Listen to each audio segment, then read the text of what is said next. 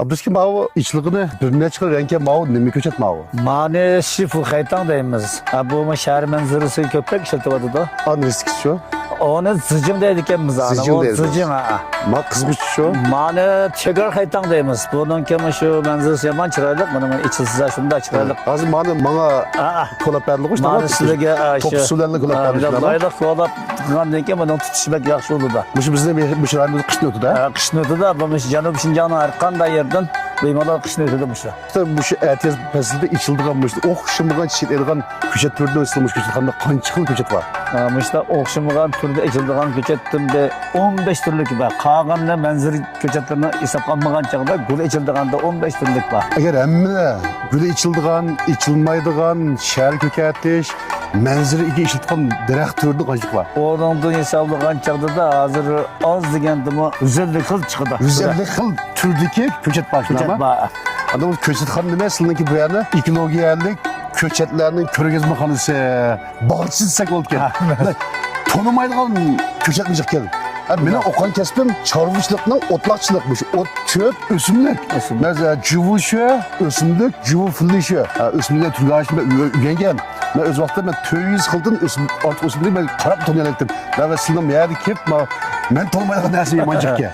Bek yaxshi qiliblar. Endi bu elimdagi bo'lsa, Abdustikam shu Qashqarniki Samanda men bu ko'chatxonni bildirganga 15 yildan oldi biletdim. Men ishlayotgan vaqtda idoraga nurg'un ko'chatlarni olib turdik. Izchil shu munosabat bilan do'sib qolgan. Qashqar tavasida mush Abdustikamdan chiqmagan ko'chat topqilib bo'lmaydigan tur boshqa yerda topqilib bo'lmaydi shu vaqtda. Shunda. Texnik sintan yuqori men qo'l qo'ydigan yerim 7 joyda ko'chat olib bizning idorada tutqizib bergan. Ashunda bo'ldi. 7-ci issiqda Qashqarning issig'ida shu ustiga to't atib, quritib qo'yib tutqizib bergan. Xizmatning munosabati bilan. Texnik sintan yuqori. Men birisi texnik hurmat qilaman.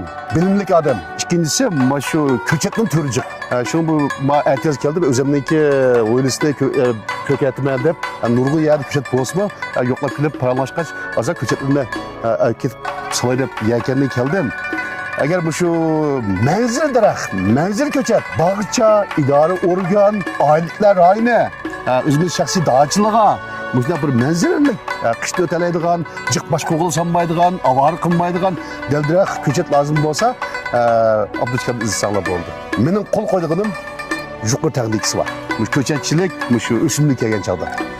Ben özlemim devlet ilgili köçetxonadan pensiyaga chiqqan. Lekin shu köçet qilgan to'g'rim 50 yildan ichib ketdi. 50 yıl oldu. Biz bu 3 avlod köçetchi. Ben cho'ng olsam dadam shu kasbda ekan. Sho'ngmay dadamning kasbini biz tuqqandan so'ng deb hozirlik tashlamay. Mesela elib ketib borman. Yaxshi oldu.